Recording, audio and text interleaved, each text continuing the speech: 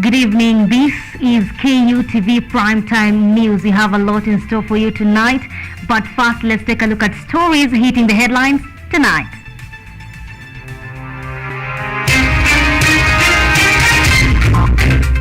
The Kenya Manufacturers Association launches the 20 by 30 agenda.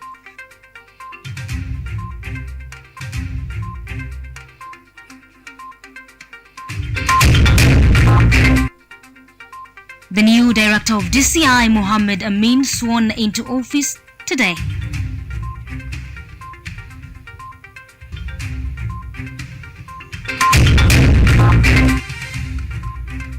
Kenyatta University launches a growing leaders program meant to equip learners with soft skills useful in the outside world.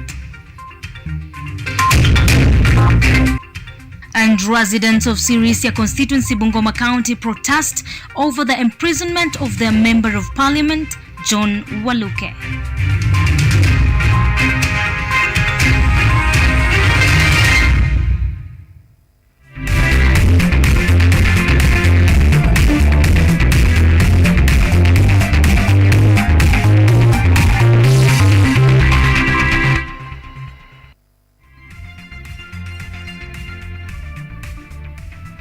Our sign language interpreter tonight is Samuel Kelo. I am Mbida Masi. Welcome to the broadcast.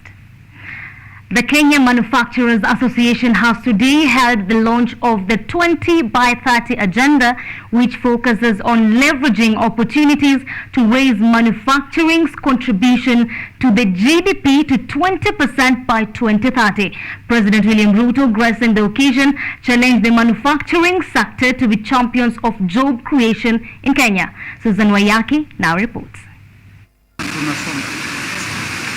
Speaking at the Serena Hotel, Nairobi, President William Ruto stated that the manufacturing sector is capable of creating 1 million jobs in the manufacturing industry for Kenyans.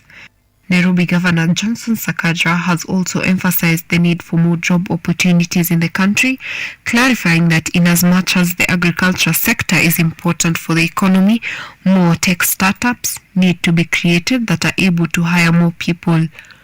Fraternity, we wish to turn manufacturing contribution. The president in his speech stated that the leather sector specifically has the potential to create more jobs in the country, and he is willing to work hand in hand in exploring its potential.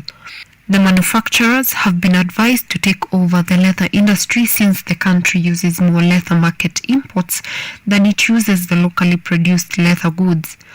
They have been reminded that they have the raw materials and the market to sell. There is absolutely no reason why today we should not be a champion in the whole leather products space, because we are slaughtering 3 million livestock every year.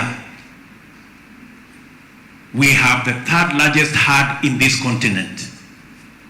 Yet we are importing 110 billion worth of leather products into Kenya. Kenya's leather industry is estimated to be worth 43 billion shillings every year, while 90% of the leather exported is of low value and not fully processed. If the processing process is strengthened, the 20 by 30 agenda by the Kenyan Manufacturers Association will promote an enabling environment and what to do to achieve the dream. KMA promotes trade and investments, upholds standards, encourages the formulation, enactment and administration of sound policies that facilitate a competitive business environment and reduce the cost of doing business. For KUTV, I am Susan Wayaki. I am ready for the task. Those were the sentiments of the new director of the Directorate of Criminal Investigations, DCI, Mohammed Amin, who was sworn into office today in a ceremony presided over by Chief Justice Martha Koome at the Supreme Court in Nairobi. Amin was appointed by President William Ruto following the resignation of former DCI boss George Kinote. Eugene Mayabi with more details. I, Amin Mohammed Ibrahim, do swear by the Almighty God that I will... 58-year-old Mohammed Ibrahim Amin today took his oath of office as the new Directorate of Criminal Investigations boss in an event which was presided by Chief Justice Martha Koome. Amin pledging to serve with integrity and professionalism while adhering to the Kenyan's constitution. I want to state from the outset that I will endeavor to lead the DCI in the most professional manner and adhere to the supreme law of the land, the Constitution of Kenya. I'm ready for the task and ready to lead the DCI to deal with the challenges of time. His swearing-in ceremony comes after a special service unit was disbanded by President William Ruto in an effort to revision the management of security in the country. Chief Justice Martha Koome congratulated Amin and exuded confidence over his appointment. I have no doubt in my mind that you will execute your constitutional mandate with effectiveness and it will have positive impact, given that you are a distinguished professional with invaluable experience counting to 33 years. According to that rule, you must never depart from the law, and that is what will give Kenyans confidence. The new DCI boss stated that he will work to lead the criminal justice branch in order to reduce crime in the country such as graft and money laundering. He also promised to work with other security agencies to achieve his goals within the confines of their mandates. We shall try as much as possible to work together in harmony in the spirit of collaboration with other security agencies such as the EAC, KPS, APS, the NIS, and other actors for purposes of serving the people of Kenya expeditiously and without any prejudice. Prior to his appointment, Mohammed served in a number of capacities, including as the head of CID Investigations Bureau and the Banking Fraud Investigations Unit, among others. He was also the head of the Internal Affairs Unit, where he investigated complaints against police officers. He now takes over from George Kinoti, who resigned in September this year. Eugene Mayabi, KUTV. Thank you, Eugene Mayabi, for that story. Now, Deputy President Rigathi Gachagua has today presided the 117th Koitalel Samoei commemoration at Nandi Hills constituency in Nandi County ahead of tomorrow's Mashujaa Day celebrations. The second in command said that as a nation, we should remember the legacy of the late Koitalel Arap Samoei, who was a legendary Nandi leader, and the building blocks that he and his peers left behind.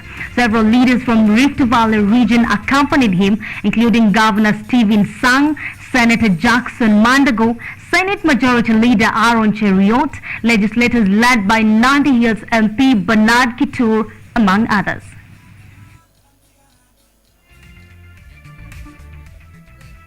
Who lived and believed in freedom and in the future of the Nandi people, the greater Kalenjin nation, and the people of Kenya.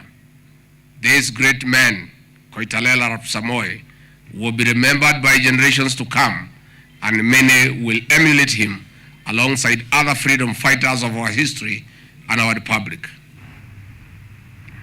Kenyans all over the country are gearing up to celebrate this year's Mashujaa Day, which is observed on October 20th every year. The celebration will take place at Uhuru Gardens Memorial Park, Nairobi.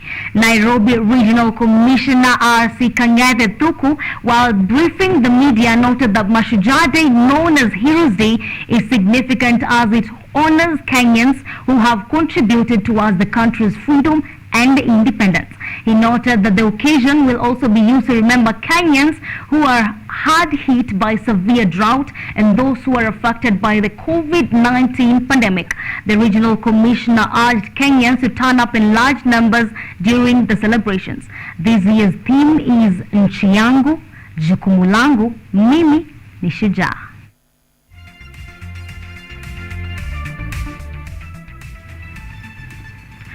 Elgeyo Marakwet Senator Kipchumba Murkomen has proposed the introduction of toll charges on select roads and hefty fines for traffic offences. The CS nominee for Roads, Transport and Public Works intends to use the funds for maintenance and expansion of road networks, even as the thin government pass threatens to derail his ambitions. He was greeted today morning by the panel led by Speaker Wetangula. But Speaker, maybe you could also clarify. Murkomen is literally on the brink of having a seat at the country's top decision-making organ, the cabinet. Should he succeed, Murkomen will lead a strategic and consequential docket. The Ministry of Roads, Transport and Public Works currently has 5 state departments, including Transport, Infrastructure, Maritime and Shipping Affairs, Public Works and the Housing and Urban Development Department, all under permanent secretaries. The young senator will handle the prolonged thorny issues in the docket, including the costly SGR whose agreement has remained top secret and the loss-making KQ which needs a turnaround. Now we are choked with loans because we are paying 80 million per year to the lenders for the SGR. One thing that I want to say here, and I want to repeat so that there is no confusion in the market or among our lenders. We are willing to continue paying the amount that was set. We have maintained in the escrow account 25 billion that was required. But Mr. Speaker, we should be willing, led by the President, to renegotiate the loan period. If we manage to move the loan period even to 50 years, because it's a 100 years investment, we are not going to do another SGR for 100 years. On roads, Senator Murkomen has proposed introduction of toll charges for users of high-density roads such as the expressway and fines of up to 3,000 shillings to traffic offenders to finance maintenance and expansion of the road networks. I will tell you something very astonishing, Mr. Speaker, and shocking actually. In one of the cameras they installed in one of the corners, I'll not say where, in Nairobi, they established that per day the camera records 300 offenses. One camera, but it's in a roundabout, so there are 4 cameras. All the 4 cameras each record 300 offenses. And of the 300 offenses, Mr. Speaker, they are about, the fine goes up to 3,000.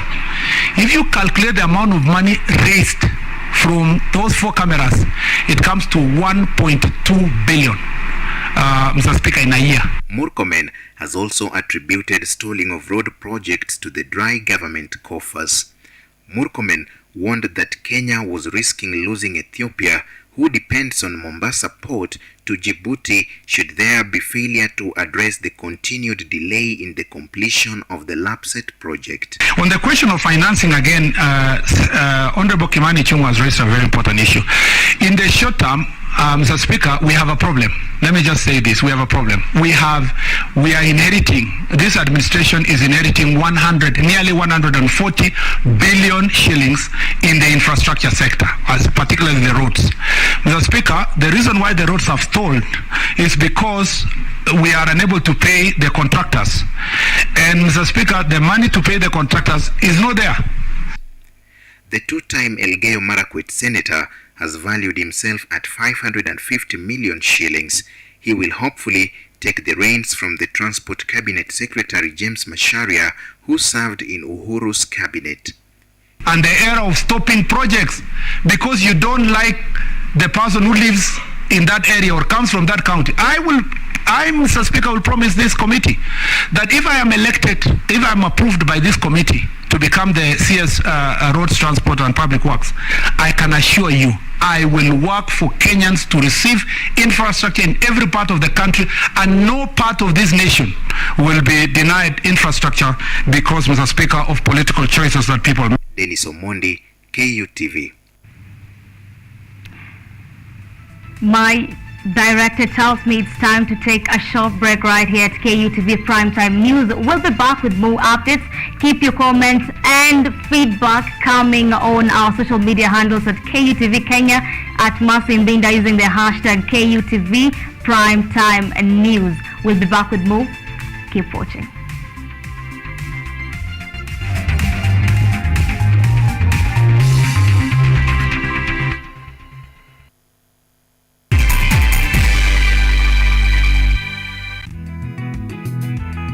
Sasa ni bora zaidi, mwanzo mpya, mambo mapya. Msimu mwingine wa Boresha Kilimo unakuletea teknolojia ibuka, kilimo mseto, uongezaji thamani. Teknolojia dijitali ya mauzo inawezesha ufikiaji wa masoko. Soko moko yako, mahangaiko yako ya kufikia masoko yamefika kikomo, manake tunao Mkulima Yangu. What Mkulima Yangu does is it connects farmers with the market. Hii ni Boresha Kilimo kwa ushirikiano na Mkulima Yangu. Atafutaye hachoki na kichoka kesha pata. Kwa makala maalum ya kilimo, ungana nasi kila Jumamosi saa 6:30 kwenye kipindi ukipendacho Boresha Kilimo. All Africa, we are a software company based out of Nairobi, Kenya, and we build customer-centric solutions that helps businesses communicate effectively with their customers. So the first solution that we offer is a VoIP solution. So the VoIP solution is basically a call center that allows you to push up to between 1,000 to 1,000,000 concurrent calls at a go. So that's either if people are calling you in or whether you're calling people out. The advantage that we've been able to also see with this is people can work remotely. So if, for example, you're in Nairobi and you're managing a team in Mombasa or in Kisumu, then you have full access. I am an open-minded person. I like learning new skills, new ideas. I plan to work harder and push myself to become better and better every day.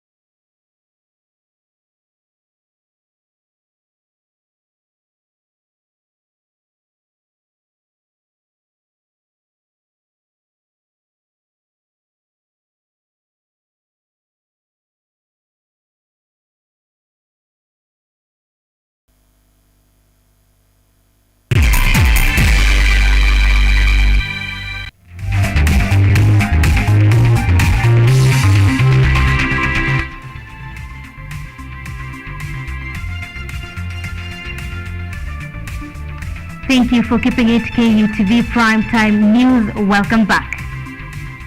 Environmental and Forestry Cabinet Secretary nominee Rosalinda Soipan-Tuya, who also served as the Narok woman representative, also faced the vetting committee where she focused on circular economy to deal with waste management menace as one of her flagship projects in ensuring a green environment for Kenyans.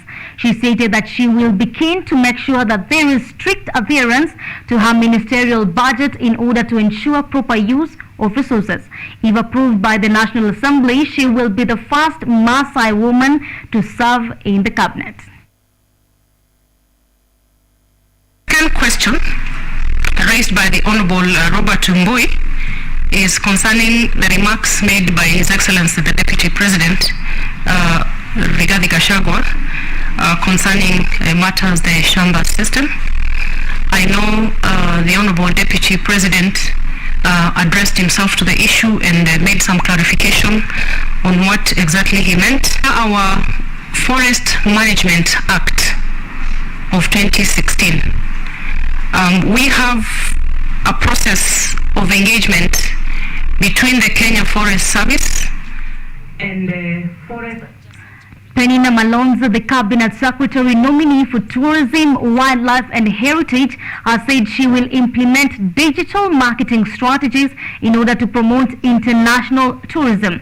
Speaking during her questioning, the digital strategies like e-ticketing and e-revenue will offer a platform to reach tourists globally, who will in turn bring foreign currency. Moreover, she'll join hands with the Ministry of Foreign Affairs to create Kenyan brand tourist offices in foreign countries.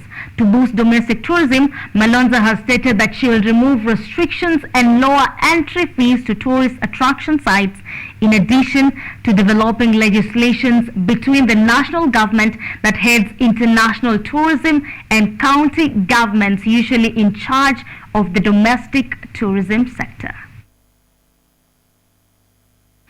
Honorable Chair, my financial net worth is 300 million. How is it made up?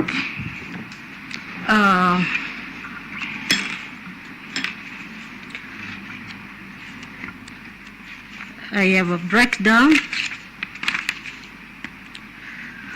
240 million is prime land that is in Mombasa, Kajiado, Kitui, and Nairobi. Mwangi Njeru, who is the cabinet nominee, Land, Housing and Urban Development, has insisted that title deeds will be repossessed back from those individuals who have acquired them illegally, adding they will have to follow the right process to acquire them legally. Njeru added that he is going to digitize the mode of data filing, replacing the previous way of storing them using files, which encouraged corruption. However, he said that an audit should be done before implementing this new system. And other land-related documents and services has always had problems. My take on this, Mr. Chairman, is that once this committee approves my nomination, I'm going to have a conversation with the staff that work there. Health Cabinet Secretary nominee Susan Wafula has stated the need to protect Kenyans against substandard GMOs. She wants the Pharmacy and Poisons Board empowered to regulate the production, sale and distribution of genetically modified foods. Susan has vowed to be ruthless with the cartels in the cabinet docket that have proven to be challenging for her predecessors. If approved, before her appointment, Susan was the head of supply chain at the University of California, San Francisco, a global program for research and training.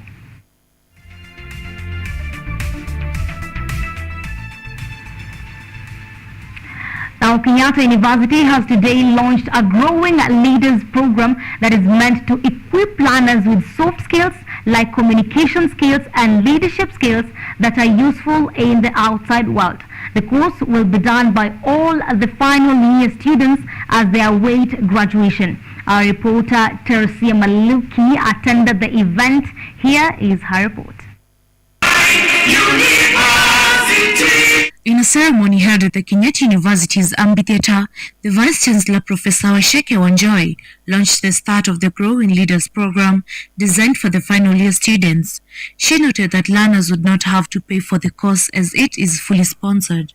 So the students incur no cost at all.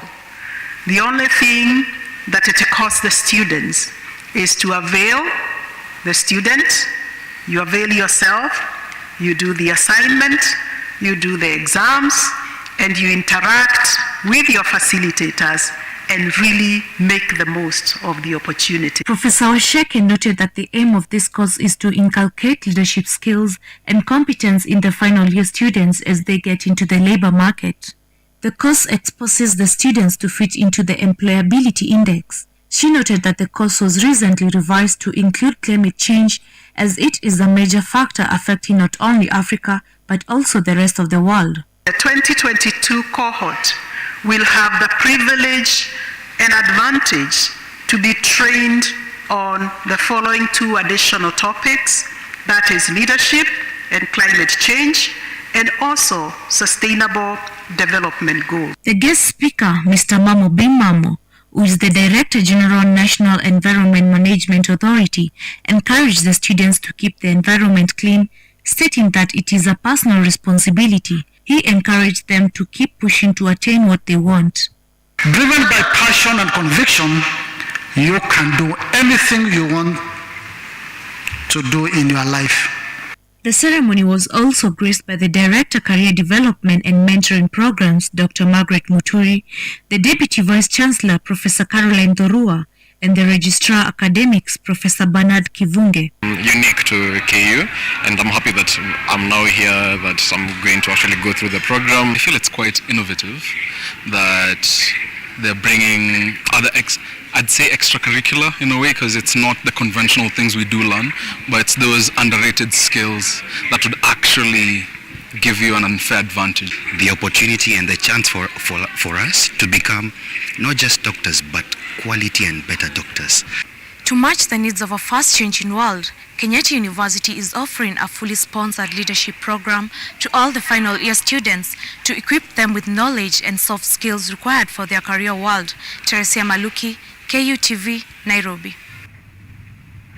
Chaos has been witnessed at the Meru County Assembly today as members of County Assembly MCAs rejected Governor Kawera Mungaza's address in the House, citing arrogance as the grounds for rejection. This comes after MCAs suspended normal House business on Tuesday to discuss governor's conduct.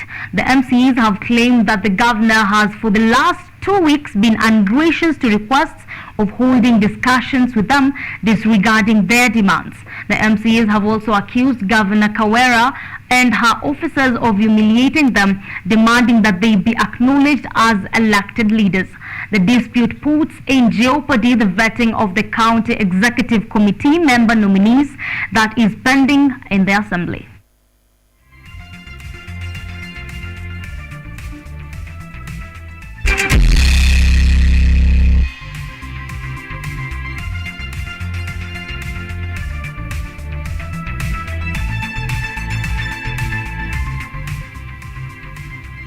It's time to talk about the sports world.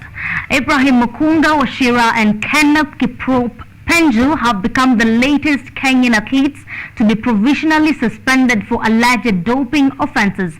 The Athletics Integrity Unit AIU say the prohibited substance norandrosterone was present in a sample provided by Mukunga, while Kiprop was guilty of a positive test for methasterone. The duo joins a list of over 200 of their compatriots involved in doping cases since 2017. Among them, men's marathon runner Mark Kangogo, who was banned for 3 years last week.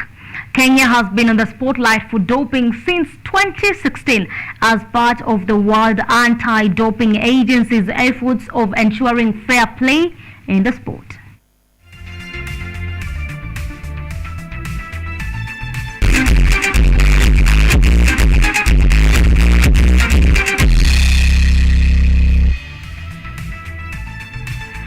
That marks the end of our bulletin tonight. Thank you for tuning in, and special thanks to everyone that made this bulletin a success. Our sign language interpreter tonight has been Sami Okello. And to wish you a happy Mashujaa Day. Remember, wewe ni shujaa. I'm Mbinda Masi. Good night.